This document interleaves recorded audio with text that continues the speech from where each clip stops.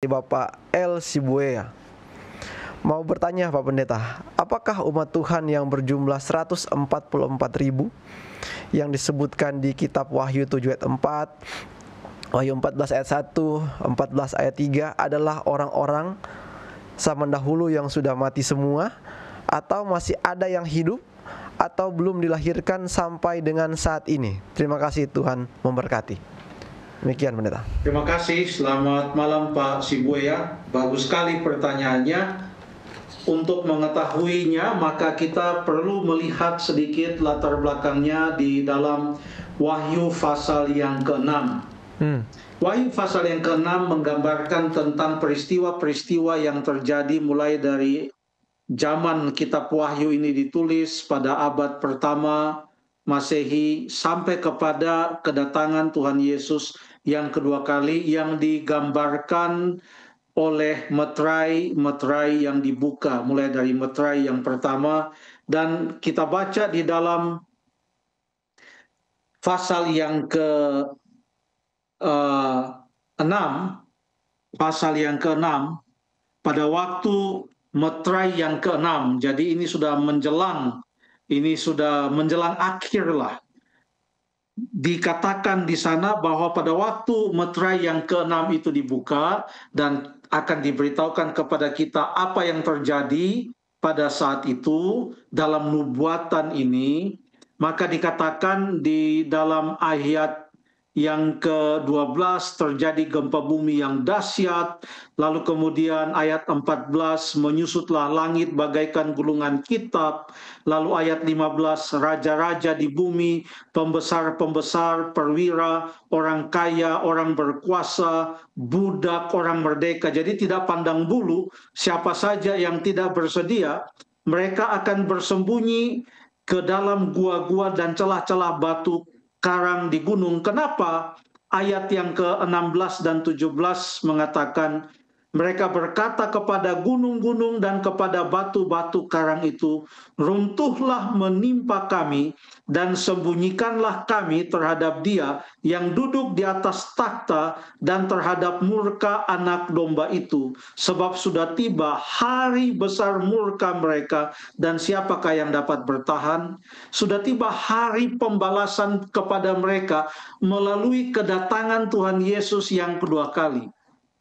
Dan mereka tidak bisa bertahan karena mereka tidak setia kepada Tuhan. Ini adalah orang-orang jahat, orang merdeka, orang budak, dan lain. Siapapun saja, kaya, miskin, yang tidak bersedia menyambut kedatangan Tuhan Yesus yang kedua kali. Mereka tidak tahan pada hari besar anak domba itu. Lalu pertanyaannya di ayat yang ke-17, siapakah yang dapat bertahan pada waktu kedatangan Tuhan Yesus yang kedua kali? Siapa yang bisa bertahan? Dalam terjemahan asli, kalau diterjemahkan dari bahasa asli, terjemahannya kurang lebih, siapakah yang tetap teguh berdiri, yang bisa remain standing, sementara yang lain itu berguguran? Siapa yang remain standing, yang tetap bertahan?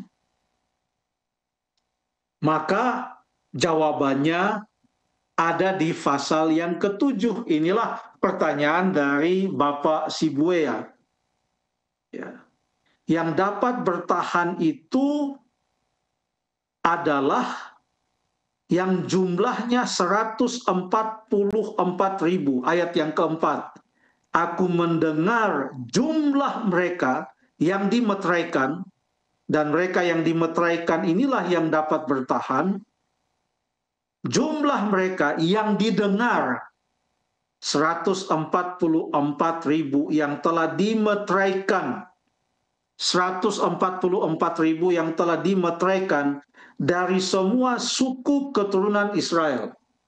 12.000 dari Yehuda, 12.000 dari Ruben, 12.000 dari Gad, terus sampai 12.000 dari Benyamin.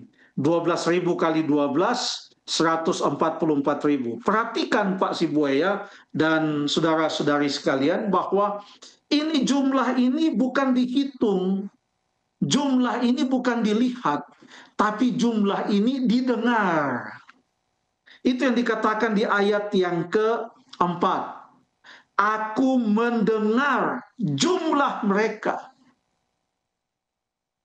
Tapi coba pada waktu dia melihat apa yang dia dengar, apa yang dia lihat, ayat yang ke-9. Tolong dibacakan. Ayat yang ke-9. Kemudian daripada itu aku melihat. Oke, cukup sampai di situ dulu. Kemudian daripada itu aku melihat. Ayat 4, aku mendengar. Aku mendengar, sekarang aku melihat. Apa yang dia lihat? Tolong dilanjutkan. Sesungguhnya suatu kumpulan besar orang banyak yang tidak terhitung banyaknya, dari segala bangsa dan suku dan kaum dan bahasa, berdiri di hadapan tahta dan di hadapan Anak Domba, memakai jubah putih dan memegang daun palem di tangan mereka. Terima kasih. Jadi yang dia lihat kumpulan besar orang banyak yang tidak dapat terhitung banyaknya. Memang yang dia dengar, ternyata yang dia dengar itu adalah lambang dari apa yang dia lihat. Yang dia dengar sepertinya hanya dari orang Israel. Yang dia dengar sepertinya hanya suku-suku orang Israel. Yang dia dengar jumlahnya 144.000.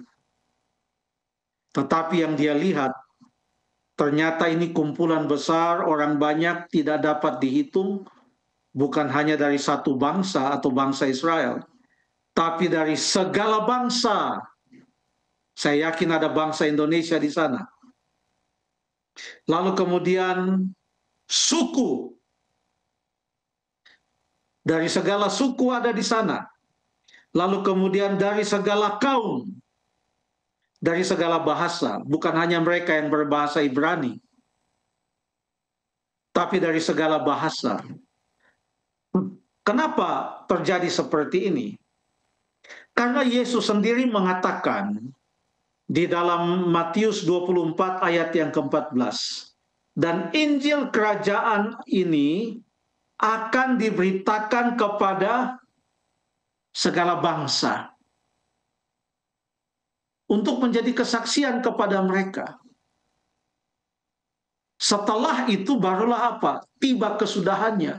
Jadi pada waktu kesudahan itu tiba, kedatangan Yesus yang kedua kali itu terjadi, maka segala bangsa telah mendengarkan pekabaran Injil ini dan semua orang telah mendapatkan kesempatan untuk membuat pilihan terhadap apa yang mereka dengarkan.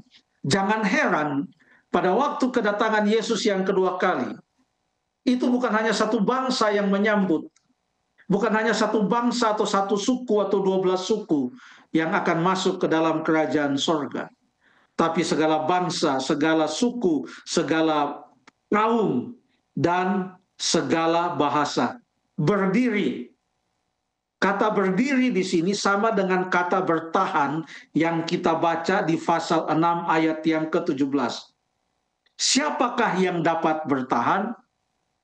Ini semua kami ini binasa. Siapa yang bertahan?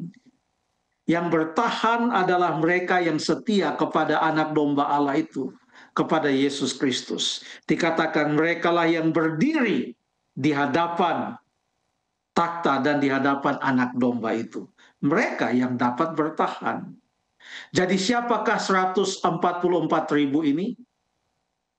Ini menggambarkan umat Tuhan yang pada waktu kedatangan Yesus yang kedua kali, mereka masih hidup dan mereka tidak binasa oleh kemuliaan Tuhan.